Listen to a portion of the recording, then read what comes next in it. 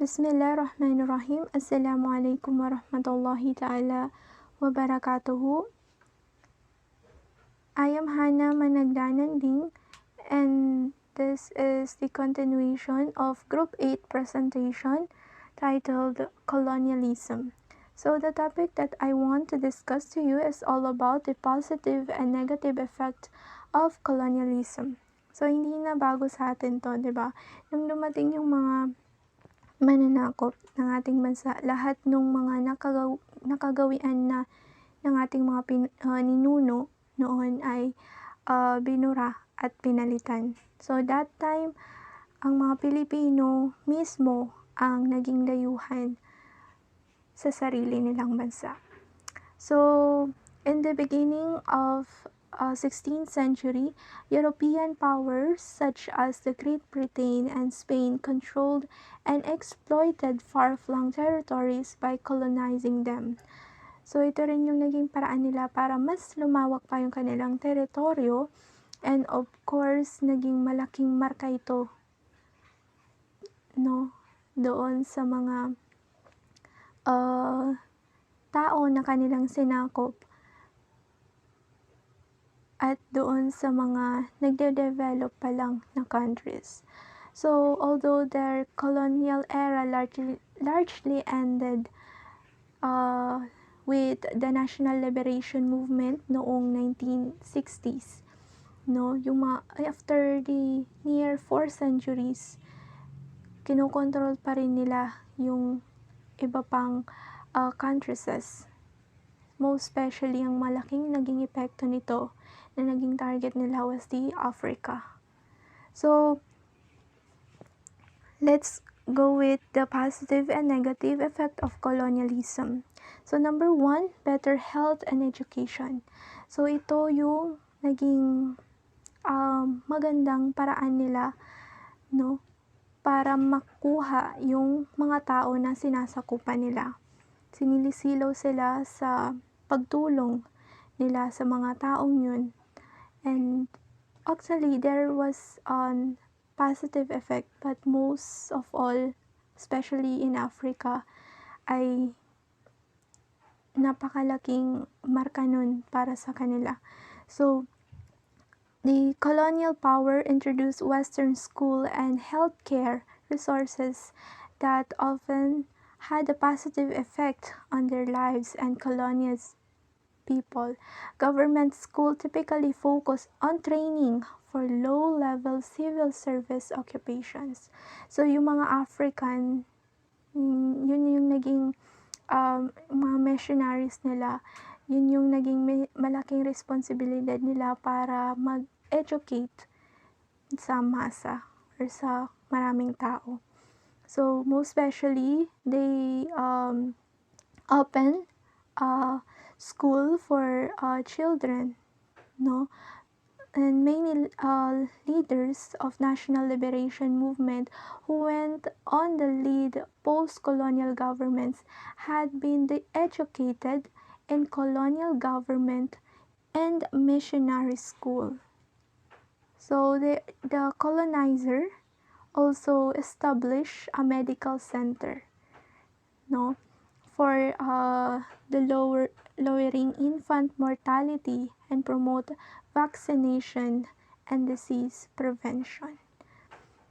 Okay, so while the colonizer did bring positive improvement dito sa mga taong kanilang sinasakupan, no, the inhabitants often lacked immunity of pathogen the colonizer also brought from their home countries. Indigenous population feel the pledge, including smallpox, influenza, and viruses that had existed within the country prior to colonialism or colonization. So, ito yung naging dahilan nila, no, para kunwari ay tumutulong, hindi pala ay dahan-dahan niyang kinukuha yung mga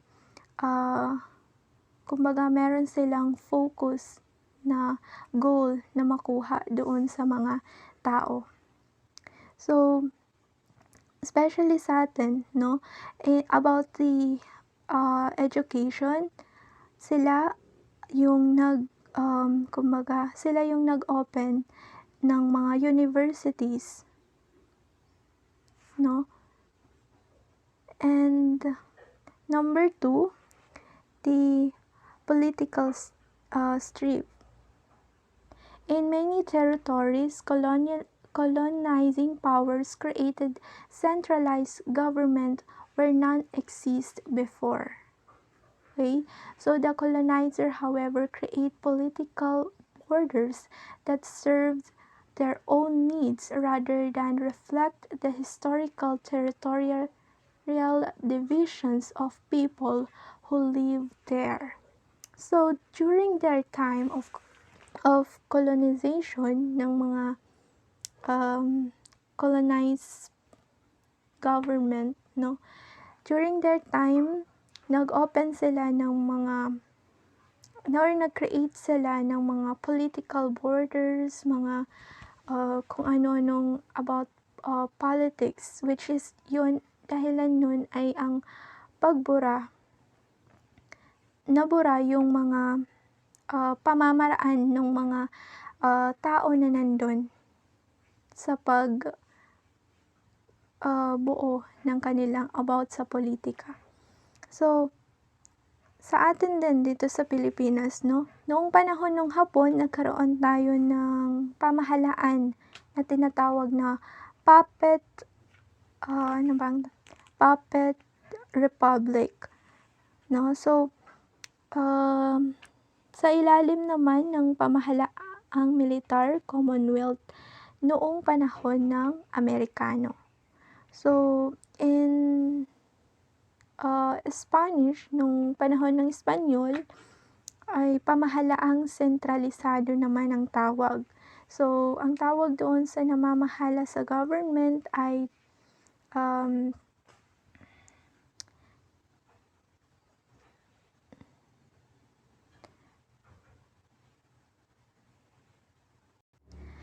gobernador general. So, hinati ng Espanyol ang mga tao sa Pilipinas bilang sa tatlo.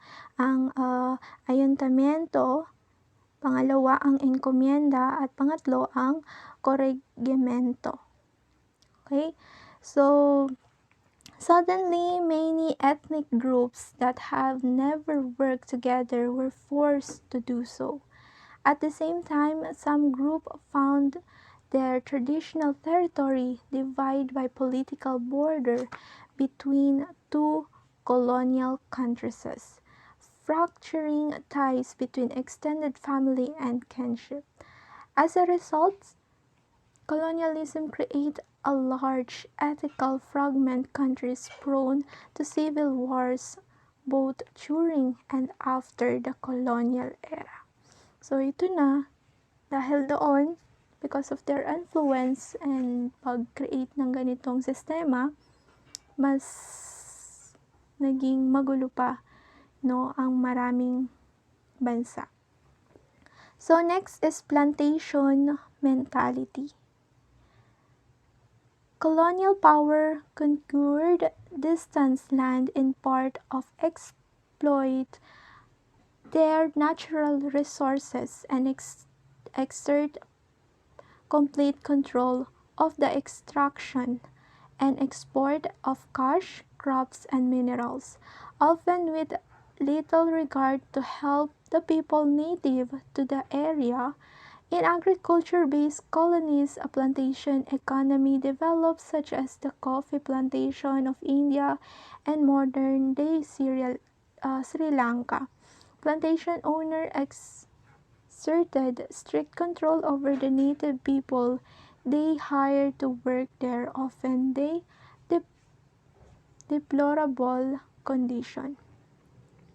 So during this time of colonies power, no, yung mga resources ng mga tao doon sa isang bansa na yun ay nakialam pa sila, no?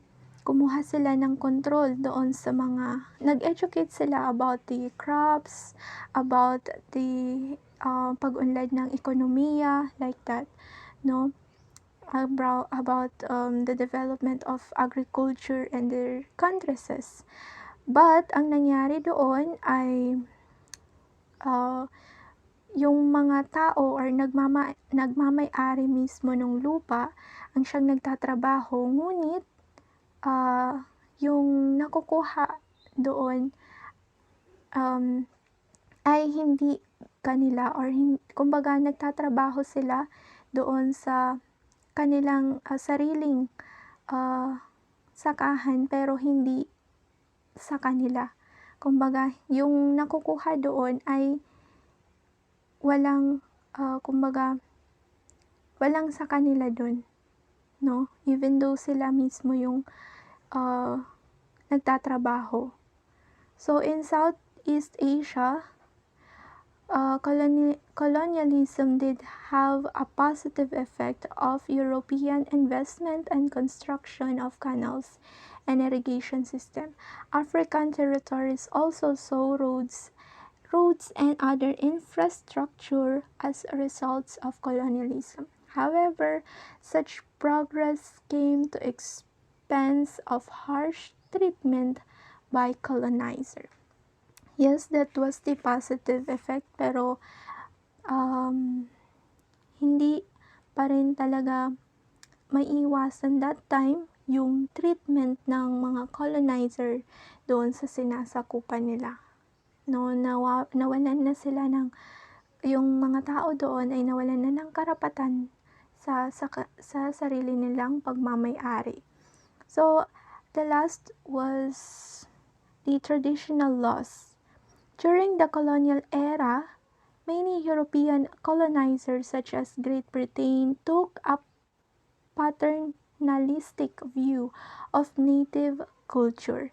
They saw themselves as acting in the best interests of these people, bringing them Christianity and civilization. This attitude destroyed traditional belief of social value, however, and had a negative effect of colonized population. Some group of attempt to curry favor with colonizer by converting to Christianity and renounce their traditional belief. Okay, so another example of this was the kapag sila ay nananakop ng isang bansa. Yun na nga, tulad ng nangyari sa atin dito sa bansa ay kumbaga yung paniniwala ng ating mga ninuno, yung kanilang dating gawain or karaniwan nilang or mga kagawian nila about religion ay kumbaga kanilang pinalitan ng mga colonizer, no? Pinalaganap nila yung Kristyanismo at pinalitan yung iba't ibang tradisyon at kultura ng bawat bansang kanilang sinasakupan. So, they convert often acquire special military position and privileged task and colonial government administration. For example of this was the French preferred to employ Vietnamese clerks and government administrator in Colombia and Laos. Over time, colonizers often come to prefer certain ethnic groups in a colony over others, reinforces of even expanding ancient ethnic tension. So, let's proceed to the effect of King Leopold on the population of the Congo. So, si King Leopold II was born in 1835 and ended on 1909. His King Leopold of Belgium created the Congo Free State in 1885 as a part of professed desire to bring civilization and modernity to Africans. Ang naging resulta nito, they proved devastating to the region in many ways. To enforce his authority, Leopold relied upon a violent military squad known as Force Publique. While Leopold died as a year after he was forced from power, his regime oversaw a heavy death toll, loss of land, creation of a new nation with little regard for previous identities, and extraction of natural resources from Congo for a benefit of Belgium. Yes, the number one effect of King Leopold was the death toll. No, in Belgian colonization of the Congo region resulted in a massive death toll among the Congolese.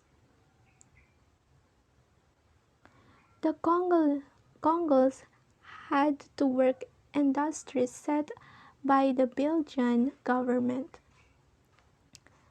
Government agents held family hostage until men completely their work quota. To protest the harsh working condition, the Congos rebelled on many occasions.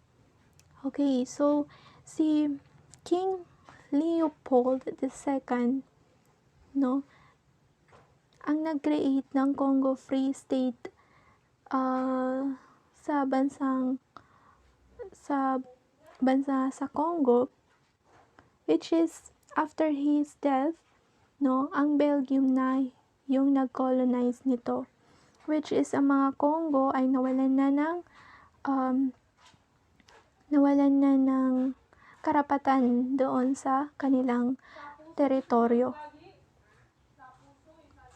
Okay, so during their time, sila ay kumbaga kinuha, no?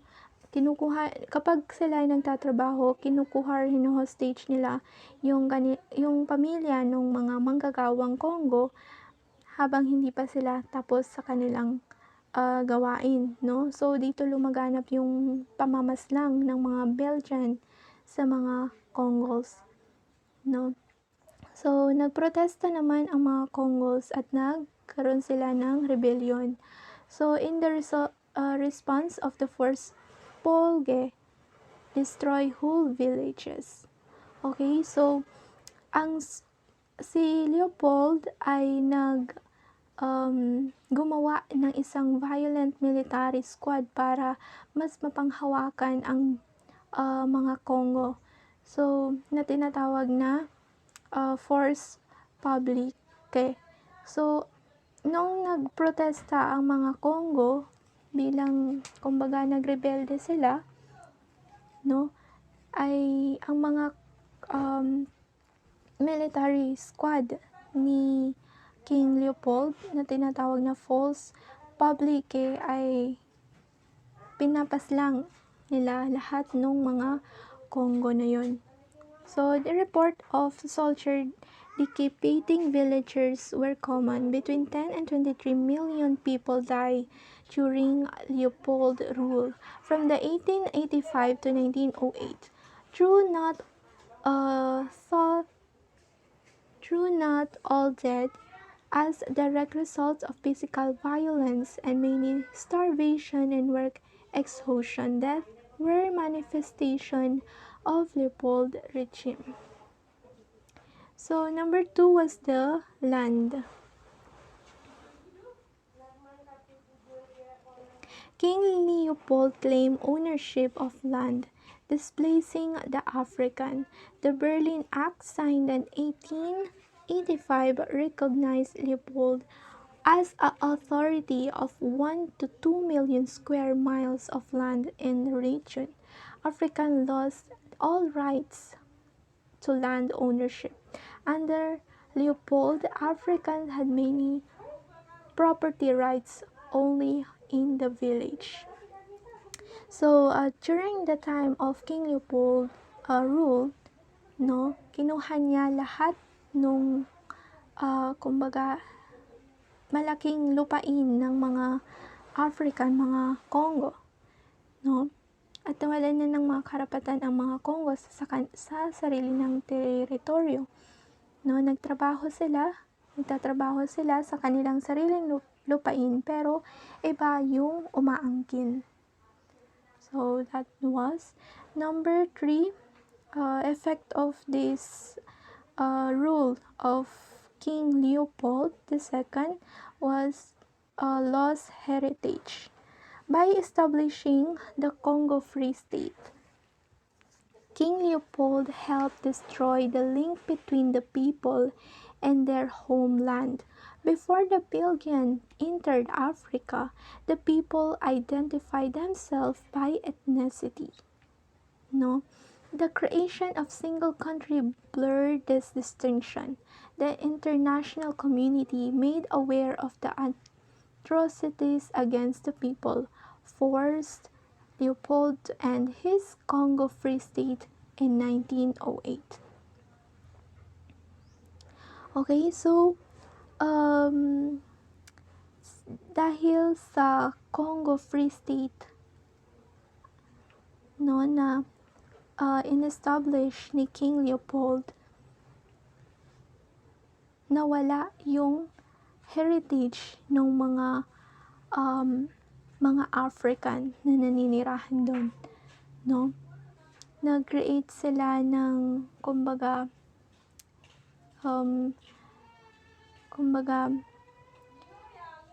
tinanggal nila yung karapatan ng mga tao sa Africa, and then nag-create ulit sila ng sarili nilang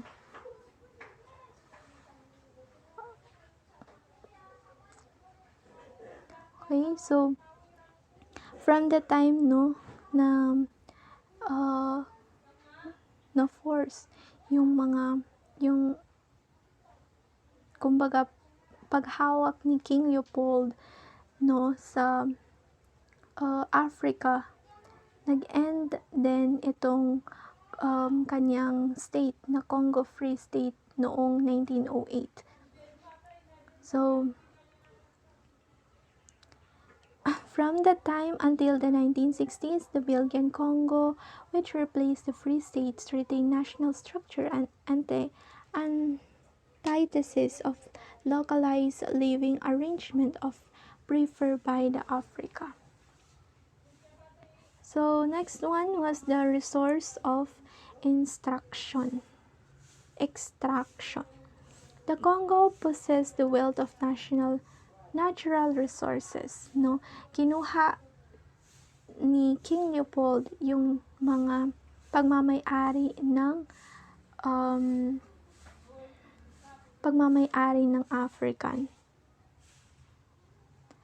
So they returned goods and sold the international market for profit. The people who actually performed the work in Congo receive none of this profit. Yes, Leopold enrichment himself at expense of the Africans, further ensuring the impoverishment of the people. Leopold enacted laws preventing European traders from paying African currency in exchange for a rubber. No, instead of Europeans could only exchange other group in a barter system to any Africans who might somehow come to possession of rubber. The Congolese become a poor and uneducated people. In 1960, where Patrice Lumumba became the first elected prime minister, Belgian colonists lived in Congo enjoyed 95% of wealth. Moreover, at the time, only 17 Congolese natives had ever graduated from college. And that was the effect of the rule of King Leopold.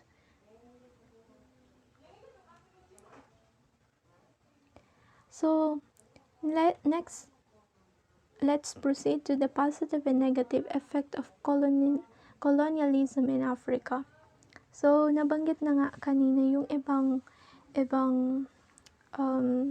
epekto ng kolonyalismo, no? Lalo na nung panahon ni King Leopold II sa mga African, no?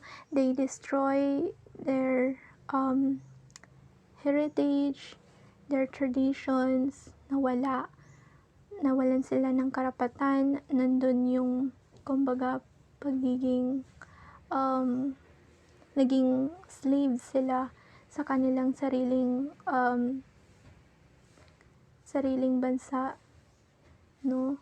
So this is the other effect ng kolonyalismo sa Africa. What's the ever positive and negative effect of colonialism in Africa? Oftentimes, people criticize colonialism highly over the negative effect it had on Africa. Actually, there was no positive effect on Africa. Kulang, no? Mas malaki yung marka ng negative effect nito sa Africa. The truth is that colonial rule did not just had negative impact. There are areas wherein real contributed positively in Africa and still enjoy some of those positive effects till date. No? So, these are the positive effect of colonialism in Africa. First is introduction of the modern idea of government. Okay, so because of the colonialismo, namulat ang mga Africa about paano nga ba kumbaga humawak or magpatayo ng isang modernized government. One of the major impact of colonialism was introduction of new government ideas and contributed positively in many African countries. The influence of colonialism made African exhibit that structure kind government which colonials master practice during the time of colonialism. Take of this instance was the idea of separation of powers, which helped to avoid conflict between the arms of government was learned from colonial masters.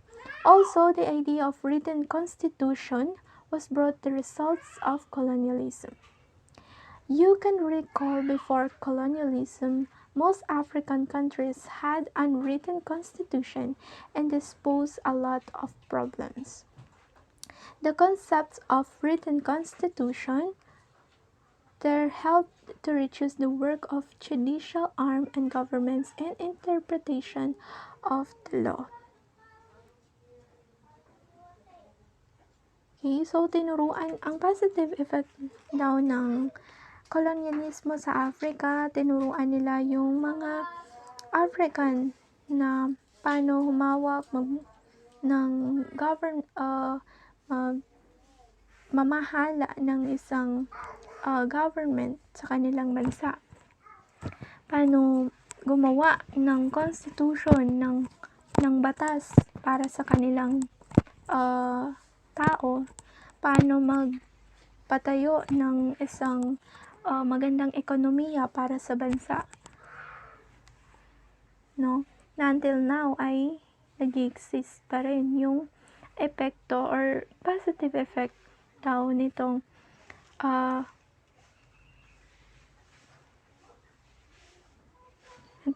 colonialism. Number 2 is creation of large political unit. Another positive effect of colonialism was the creation of large political unit. This was the advantageous because it helped most African countries like Nigeria to grow faster. Yes, look at the Nigeria. They are very countries which faster develop. No. Before the coming of colonial master to Africa, most African countries has divided system of government. Take for example, no, in Nigeria, there was a Hosta and Fulani system of administration. There was a tinatawag na Yoruba system and even the Igbo political system. All these political systems were greatly different from each other even though the regions were not too far from themselves. On the arrival, the colonial master merged of the political system to enable faster development of the regions and make government easily for themselves. Number 3, development of political parties. Before the coming of colonialism, the concept of political parties and election was abstract in Africa. It was become the formal way of choosing political leaders. The idea of political parties came into place due to the struggle of independence. Indirectly, it can be seen the colonialism actually caused establishment of political parties in Africa. Example of this political parties was in Nigeria, the NCNC, UPC, NNDP, and HA. And there's a lot of more. There where they established to stand against colonialism in the country. Number 4 was introduction of money currency. Trade by barter was the only way of transaction in Africa until in the introduction of colonialism. Barter yung barter or kumbaga exchange product yung ginagawa nilang transaction, no, ng Africa even though hindi pa dumating yung kolonyalismo. The colonial masters introduced money and educated Africans on how the money currency could solve the problems of trade by barter. In 1912, the first silver coin were introduced by the British and the West African Currency Board was set up. Colonialism was introduced the banking system to Africa. Banks were created to give money, and Africans really enjoy this development because it solved a lot of problems with the trade by barter system. Number 5 was the Common Central Bank. Colonialism in Africa also introduced a common central bank in the French colony. Through this, with exemption of Guinea, the introduction of central bank which supplied all French colonies and the same currency helped to promote interstate trade among the colonies. Yun na nga, nagpatayo sila ng mga bangko for the Africans. And number 6, development of modern transport and communication system. Majority of the celebrated technology that has helped to make transportation easily in Nigeria and other parts of Africa were put in place by colonial masters. Transportation system like railway, seaports, airways, roads, bridges, and etc. were used to solve the barrier to movement in the colonies. And number 7 common legal system. Another advantage of colonialism in Africa is the common legal system, which was introduced by British to all her colonies. After the demise of colonialism, this helped to build good relationship among African countries, among other countries. Take, for instance, no, the common legal system of Africa allows to easily and safer in international transactions. More so, with the common colonialism, the larger system of Africa got in a new shape. Punishment to form of torture, banishment, sacrifices were taken away. And last positive effect was the development of the civil service. Colonialism threw shape and uniformed the civil service in Nigeria and other parts of Africa. The colonial masters made it such a way that civil service will look just like theirs and will also favor them. And let's proceed for the negative effect of colonialism in Africa. Number one was the economical independence and exploitation, in such much that the colonialism brought development into Africa, it was also form exploitation too. The idea of colonialism was introduced to make Africa forever independent to colonial master. They took all the wealth and resources of Africa in their own country. During the time of colonialism, people were highly taxed or people were highly taxed by a colonial masters so as to generate funds to make their plans colonization successful. Coupled with that, the colonial master made sure that they were in charge of the metropolitan industries to make Africa economically independent to the colonizer. So that was the economical independence and exploitation was the negative effect of colonialism in Africa. Kasi in that time, the colonialism ay kumbaga, 'di ba, kinuha nila yung karapatan ng bawat African through the years. And yung mga colonial masters were get the wealth and also the resources, the wealth, the sources ng mga Africans, no? At pinataas nila yung taxes ng bawat produkto or bawat manggagawa, no? Which is ang colonial masters or yung mga yung mga colonies lang naman yung kukuha doon.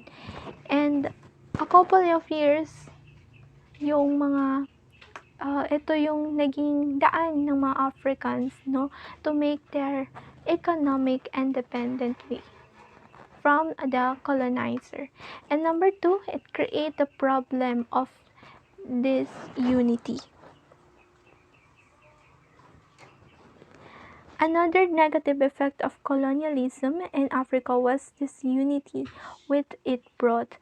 Take, for instance, sa Nigeria, they're arguing the colonialism responsible to the religious and tribal disunity in the country. This was the result of merge of all of a region noong 1912 by Lord Logard.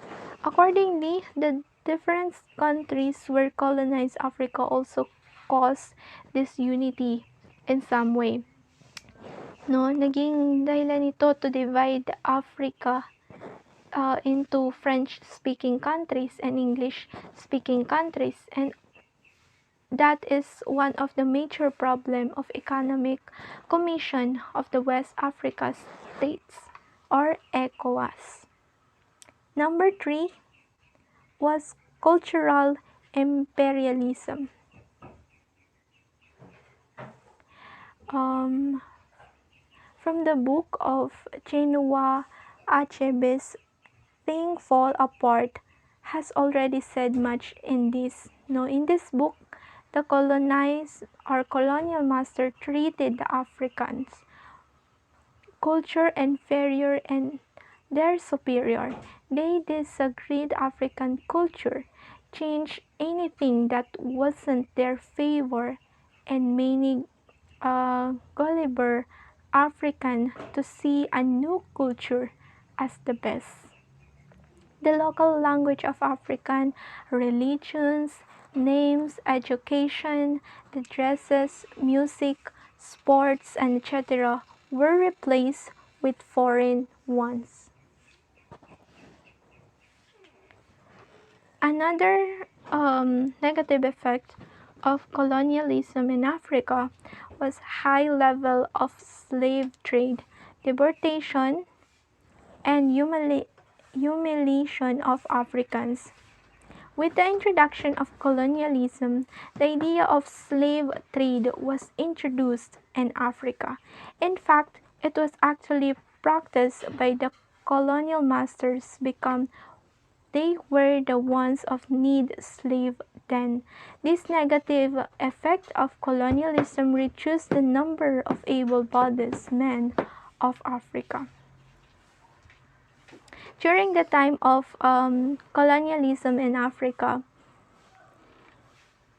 binibenta nila yung mga African in other country para maging slave, maging utusan, and also the colonialism introduced the prestige of giving many African leaders. The colonial master literally controlled the leaders through threat and humiliation. Leaders who failed to follow the rules, colonial master were deported and sometimes they killed that leader. Take for instance, Uba Overamwen was deported in 1896 after Berlin massacre, and he later died in exile. Number 5, alienation of people from the government. Before the exemption of the colonialism, African had type of political system where everybody took part in political decision making of their state. But when the colonial master introduced their own system of government, a lot of Americans were no longer allowed to participate in the political decision making their own nation. This was one of the causes of Aba woman riot during noong 1929. And last is the poor education system. Apparently, the system of government introduced by a colonial master to Africa wasn't good foreign education system. It was basically to enable African to learn how to read and write the language of the colonial master. Intentionally, the colonial master neglecting like technical, vocational, and scientific studies to restrict the knowledge of Africans and to make themselves superiors to Africans. So during their time of the time of colonialism in Africa, kumbaga pinanghawakan nila or sila yung nag-manage ng educational system of the Africans. Ni-manage nila yung ano lang dapat yung matutunan ng mga Africans, Hindi dapat sumobra doon. Dapat ay marunong lang silang magbasa, marunong lang silang magsulat at magsalita. That's it. But about technical or vocational or about logical, scientific na education or scientific studies, hindi nila in-educate yung mga Africans doon about doon kasi gusto nila na walang matuto sa mga Africans para sila yung magiging powerful or ma-manage or maging superiors ng mga Africans. And that's all for today. Thank you so much for listening.